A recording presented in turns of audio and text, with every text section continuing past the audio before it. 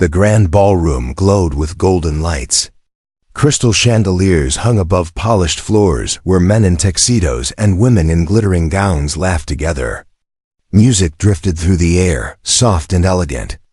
It was a night of pride for the wealthy, a night where power showed itself not in battles, but in sneers and whispers. In the middle of that world stood a man who did not belong. His name was Marcus. He was tall, broad-shouldered, his hair cut close, his jaw tight. His simple gray t-shirt clung to him, plain against the flood of silk and velvet around him. His sneakers made no sound on the shining floor, but his presence was louder than any music. Eyes turned toward him. Some narrowed with disgust. Some widened with amusement. None carried warmth. Who invited him? A woman in a green dress whispered loudly enough for all to hear. Her lips curled into a smile that was sharper than any blade. He came alone, another said, his voice mocking. Not even a date. Pathetic. Marcus kept his eyes low, but inside his chest, his heart beat steady. He had faced worse storms than laughter. A young man raised his glass and called out, "Marcus, you're brave to walk in here." Or maybe foolish, the crowd laughed. The sound rolled across the room like thunder, echoing in Marcus's ears. He stood still, his fists tight, his body calm. The truth was, Marcus had been invited. He had been classmates with these men and women years ago. In school, they had mocked him then too. They had called him poor, useless, nothing. Tonight, they wanted to remind him of it. Tonight, they wanted to crush him again, to prove that he was still the boy who never belonged. He looked around the room and saw their eyes on him. Some filled with pride, others with cruel delight. None of them knew the truth. None of them could see past the plain shirt and quiet stare. The gala carried on. Music swelled, glasses clinked, laughter sparkled in the air. Marcus walked slowly toward the center of the hall. Each step felt heavy, but his back was straight. He would not bow. A tall man in a black suit stepped forward, his smile bright but false. "Marcus," he said, his voice smooth as polished stone. "Still wearing the same kind of clothes, I see. I guess nothing has changed." The crowd laughed again. Marcus lifted his eyes. He met the man's stare without a word. He remembered this face from the classroom, the same smirk, the same voice. He had learned long ago that silence was stronger than anger. Another voice cut in. "Do you even have a job, Marcus? Or do you still struggle, barely making ends meet?" The words carried across the ballroom. People chuckled, sipping their wine, feeding on the cruelty like it was part of the feast. Marcus said nothing. He stood there, still as a mountain, silent as the night, but inside his mind, the storm was there. He remembered working late nights when they partied. He remembered walking home in the rain while they sat in cars that their parents bought. He remembered being called loser more times than his own name. He also remembered the years after school, the long hours, the sleepless nights, the endless risk. He remembered building something out of nothing, his hands shaping a future when no one believed in him. They had laughed then, and they were laughing now. But they had no idea what he had built. The chandelier light flickered across his face. He raised his head, and for the first time, his lips curved not into a smile, but into something stronger. A look of someone who knew more than the rest of the world. The music faded for a moment, and in that quiet, his voice finally broke the silence. "You've all had your laughs," Marcus said calmly, his voice carrying across the room. "But laughter doesn't change truth. And the truth always finds its way to the surface." Some of them frowned, some chuckled again, brushing his words aside. They thought he was pretending, bluffing, trying to shield himself with pride. But Marcus knew. Soon enough, the truth would come out. The night was only beginning. And so was he. The music grew louder again, covering the whispers. Waiters moved around with silver trays, offering glasses of champagne and plates of hors d'oeuvres. But the laughter still hung heavy in the air. Clinging to Marcus like smoke dot in the far corner, a woman in a red dress tilted her head and studied him. She had known Marcus back in school too, though she had never spoken much. Even now, her eyes showed curiosity rather than cruelty. Still, she said nothing. The crowd was too strong, its mockery too sharp. Few dared to stand against it. The tall man in the black suit returned to the center of the group. He had always been the leader, the one who set the tone. People called him Victor now, though Marcus remembered the old nickname they used in school, always the golden boy, always the rich son of a rich father. "Look at him," Victor said loudly, raising his glass. Still the same Marcus. No suit, no tie, no style, nothing to show after all these years. The crowd cheered, clapping their hands as if they were in a theater. Marcus stood still. His face did not change, though his heart beat steady inside. He had expected this. He knew their games. Another man leaned closer, his voice dripping with false sympathy. "You should have stayed home, Marcus. Why walk into a world where you don't belong? Did you think anyone here would respect you?" Marcus finally spoke. His voice was calm, even almost soft, but it carried through the room. "Respect is not given by clothes or money," he said. "It is earned by what a man builds, by what he does for his family." The words landed like stones. For a moment, silence spread through the crowd. Some looked at each other, unsure how to respond. But Victor's laugh broke the stillness. "Family?" Victor mocked. "What family, Marcus? We all know your story. Single dad, raising a kid alone. Struggling, failing, always behind. What kind of future is that?" The cruelty cut deeper than the earlier laughter.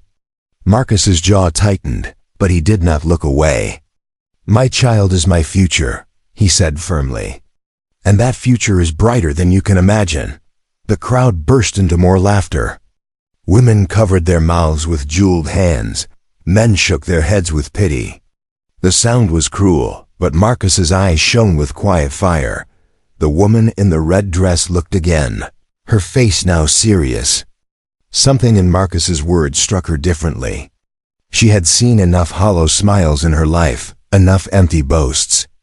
Marcus's silence, his steady calm, it carried something heavier.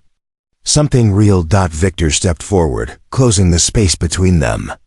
He leaned in, his voice low but loud enough for the crowd. "Tell me, Marcus, what do you earn? What do you drive? What do you own? Show us something, anything that proves you matter."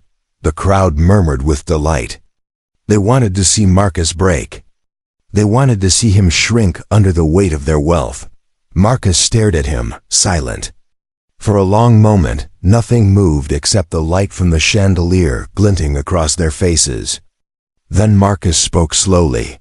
"What I own is not here tonight," he said. "It is not in a suit, or in a car parked outside, or in a glass filled with champagne. What I own is larger than this room, larger than this city.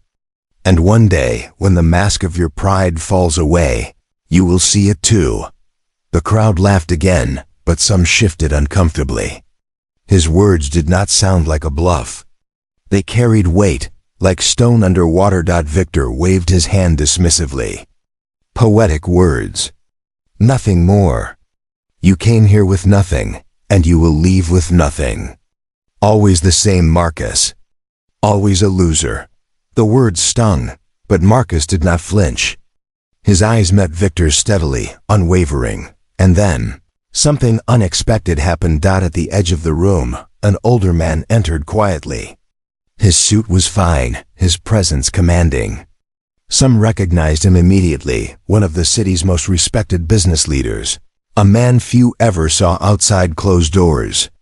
He walked past the crowd, his eyes falling on Marcus. A small smile touched his lips. He nodded, slow and deliberate, as if greeting an equal. The crowd froze.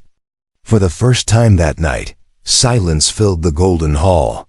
Marcus inclined his head slightly in return. He had no need to explain.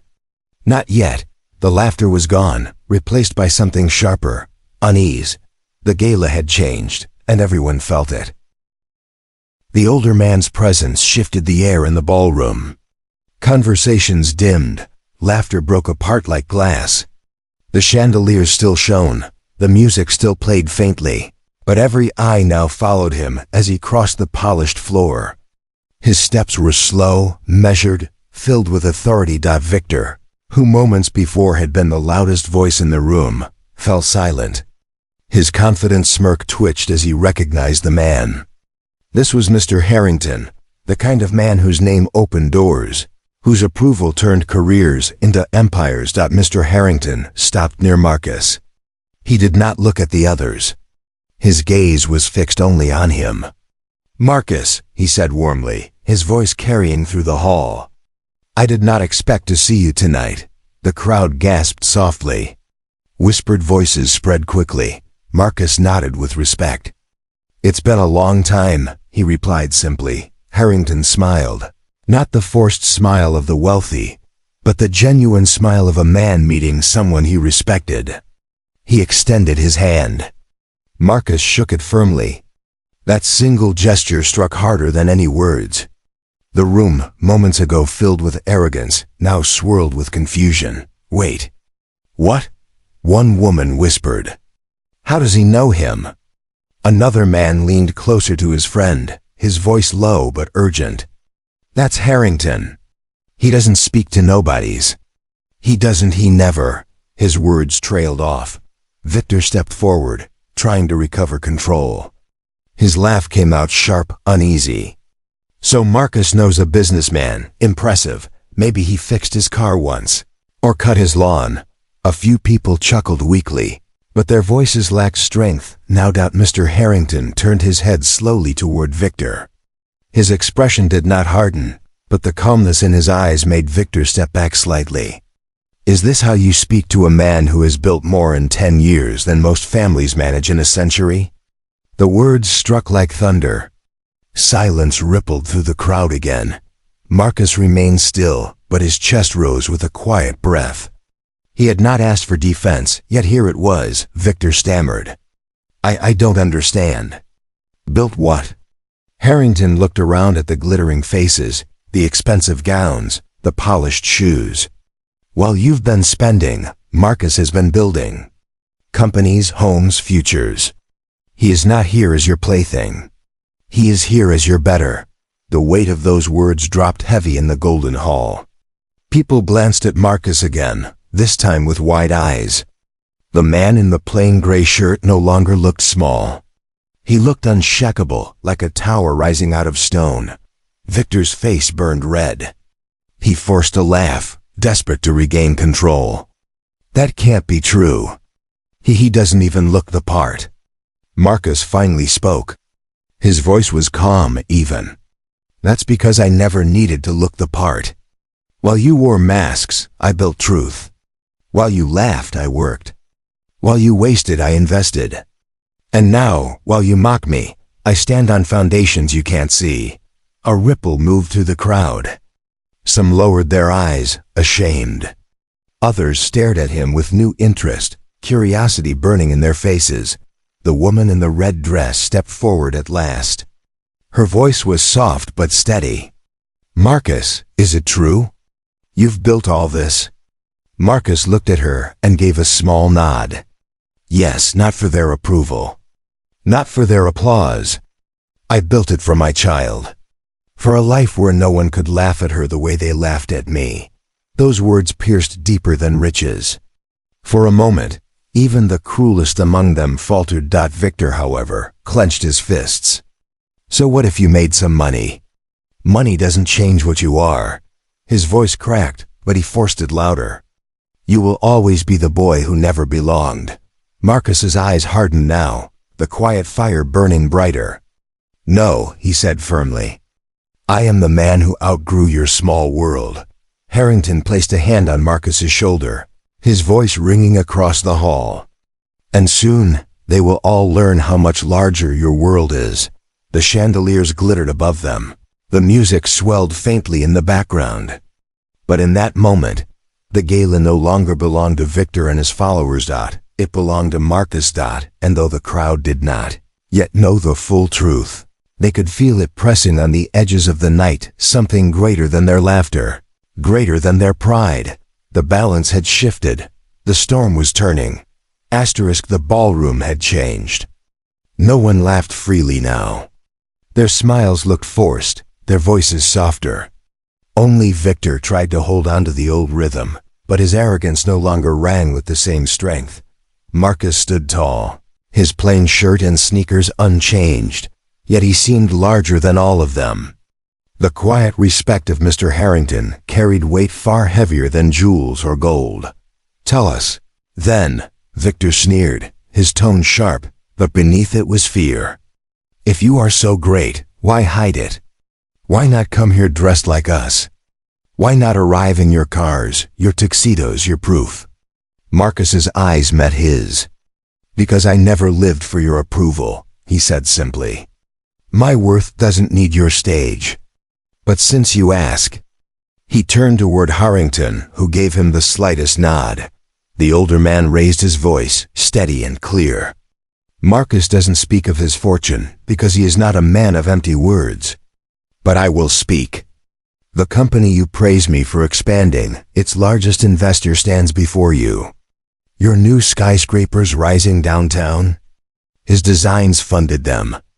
The very gala you stand in tonight? Without him, these doors would not be open." The room erupted in whispers. Shock rippled through every face. Some gasped, others clutched their glasses tighter, their hands trembling. One man stepped back, his voice breaking. That can't be true." Harrington's calm smile remained. "It is truer than anything spoken here tonight. While you were busy mocking, Marcus was building empires." The woman in the red dress pressed a hand to her lips, her eyes shining. She looked at Marcus not with pity now, but with awe.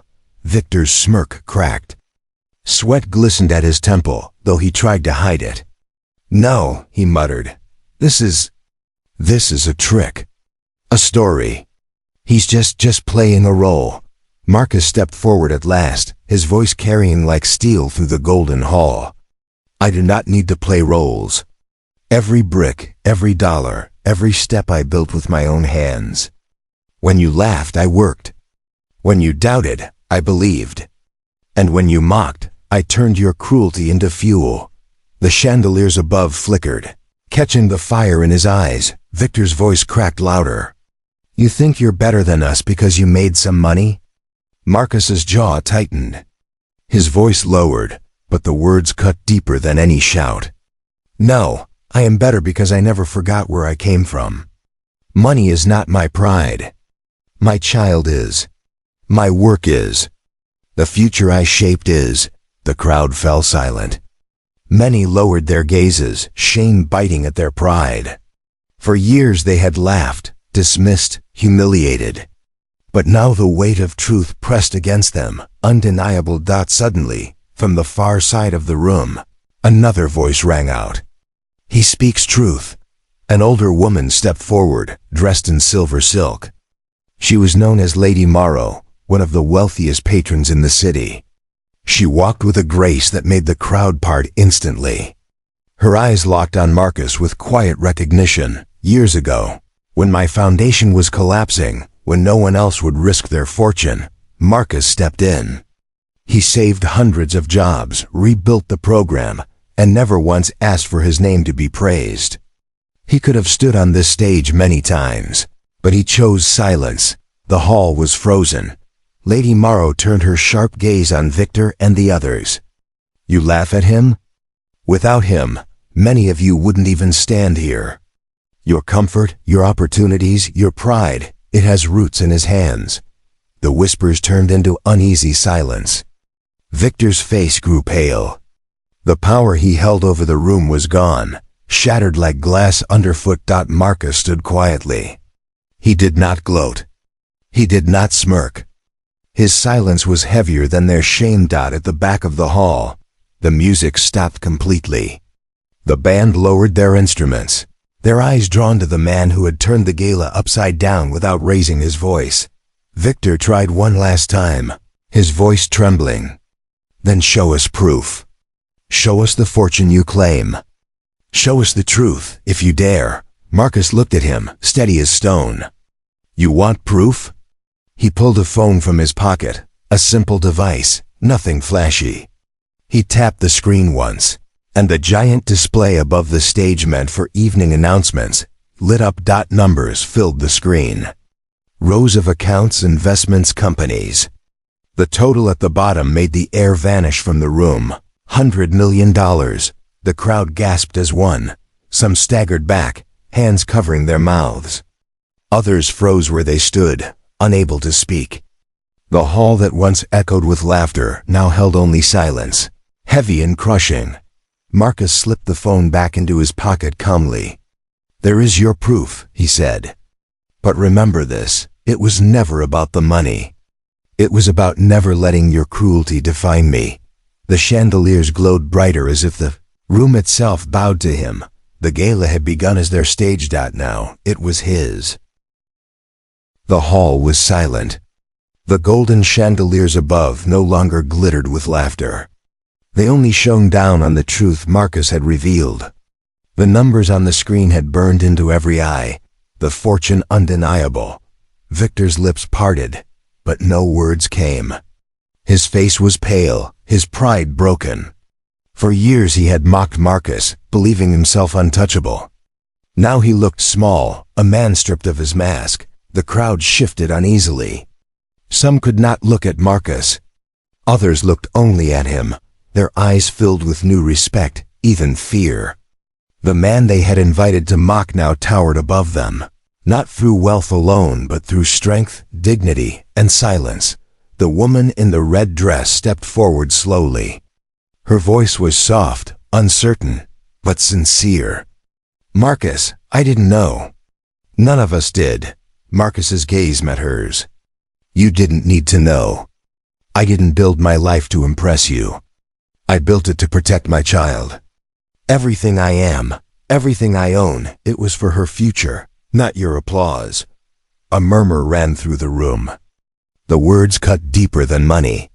They revealed something the crowd had long forgotten, that true strength was not in gowns or cars or suits, but in sacrifice and love. Lady Morrow's eyes glimmered as she nodded. And that is why you stand taller than all of them. Wealth without heart is hollow. But you, Marcus, you carry both. Victor finally found his voice. His words were weak, shaking. So you're rich, fine, but wealth doesn't make you one of us. You'll never truly belong here. Marcus turned to him. His voice was calm, but the weight of it silenced the air again. I never wanted to belong here. I never wanted your circle, your cruelty, your empty games. Belonging to this world has never been my dream. He took a step forward, his broad shoulders strong against the golden glow. My dream was simple, to give my daughter a life where no one could laugh at her the way you laughed at me. To make sure she never had to stand alone in a room of people who only wanted to see her fall. The crowd stirred, shame burning in their faces. Many lowered their eyes, remembering the years they had mocked him in school, the times they had joined in cruelty without a thought. Victor's smirk was gone now, replaced with desperation. He looked around, seeking support, but none came. The crowd that once laughed with him now avoided his eyes. The woman in red spoke again, her voice steadier now. Marcus, you don't owe us anything. But maybe we owe you an apology. Marcus looked at her, then at the faces around him. I don't need your apologies, he said firmly. What's done is done. I learned long ago not to wait for kindness from those who don't know its meaning. He turned his gaze on Victor, sharp and unyielding. But I will leave you with this. All the wealth, all the titles, all the masks you wear, none of it will protect you from the truth. And the truth is, you laughed at the wrong man. The silence after his words was heavy, suffocating. No one dared speak. Mr. Harrington stepped closer, his voice carrying calmly. Marcus, you don't need to stay here. You've already proven more than enough. Marcus nodded slowly. He had no reason to linger. The gala no longer mattered. The stairs no longer mattered. His world was far greater than theirs, and tonight he had shown it without raising his voice, without lowering his dignity. He turned to leave, his steps steady. The crowd parted for him, no longer laughing, no longer mocking. They moved aside with respect, their heads lowered, their pride broken as he reached the door. A small sound echoed behind him. Someone clapped. One pair of hands, strong and deliberate. Then another joined. And another. Soon the hall filled with applause, not cruel, not mocking, but genuine. Marcus paused at the doorway. He did not turn back.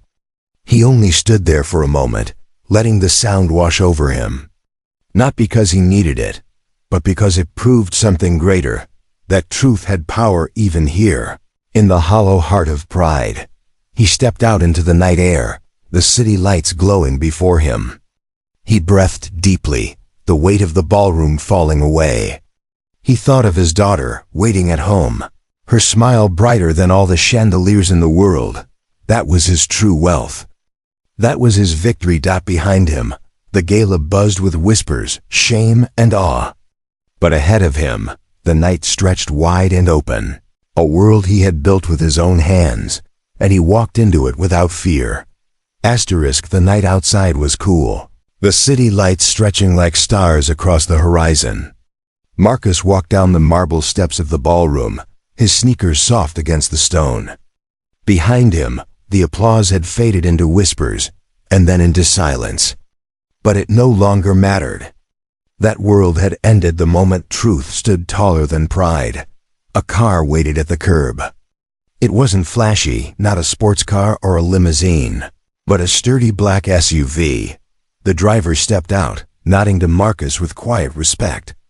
He opened the back door. Inside, a small face peeked out. A girl no older than 10, her eyes bright, her curls framing her smile. "Daddy," she called, her voice filling the night with warmth no ballroom could match. Marcus's stern face softened instantly. He climbed into the car, pulling her into his arms.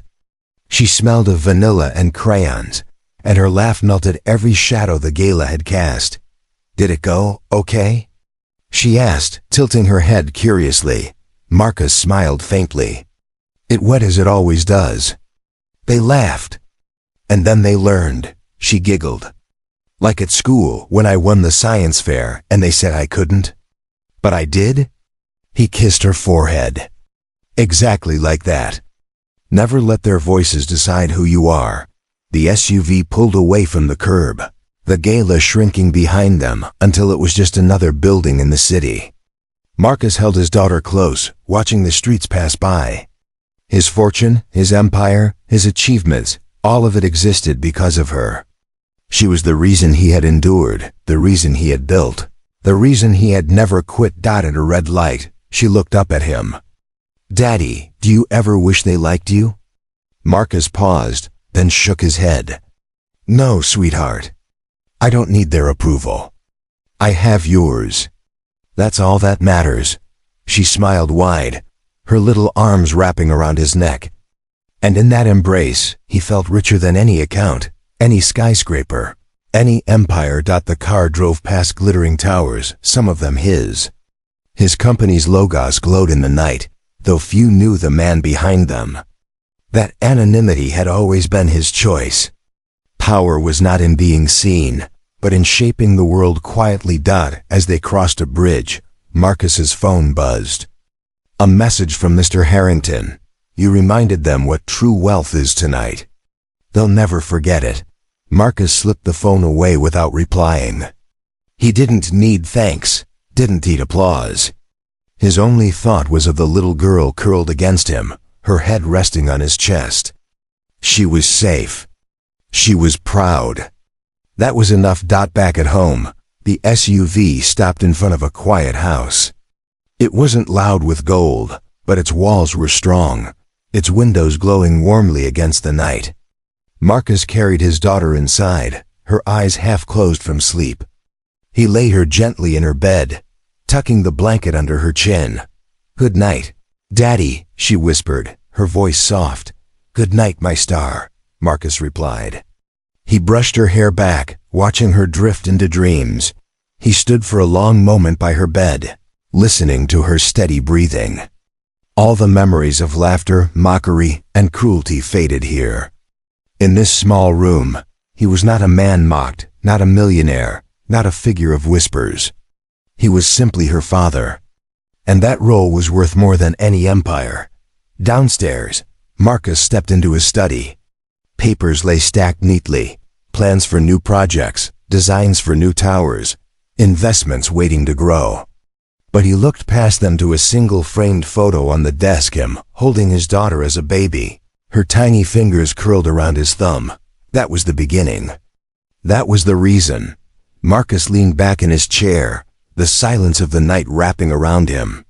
He thought of the gala, of Victor's broken face, of the crowd's silence, of the truth finally unveiled. And then he let it go. It was finished. They no longer mattered. The world outside buzzed with pride, wealth, and empty laughter. But here, in this quiet house, Marcus knew the real measure of a man. Not the suit he wore, not the car he drove, not the wealth in his account, but the love he carried, the sacrifices he made, the future he built for the one person who would never mock him. Marcus closed his eyes, a small smile touching his lips. Tomorrow, there would be more work. More challenges, more walls to climb. But tonight, he rested in the only victory that truly mattered, the love of his daughter, and that was worth more than 100 million.